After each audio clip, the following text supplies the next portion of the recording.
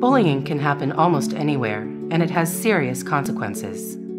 If you think your child is being bullied, don't ignore it. Talk to your child and listen. Find out what's been going on. Be empathetic. Tell them it's not their fault, and you will help. Help your child avoid reactions that will make things worse, like fighting back or taking their anger out on someone else. Be persistent. Bullying isn't about one incident or one kid. It's a social phenomenon that takes long-term effort to address.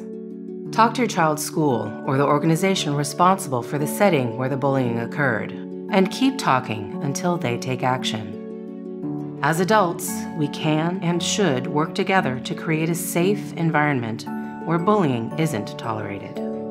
Learn more at CaptainCompassion.org.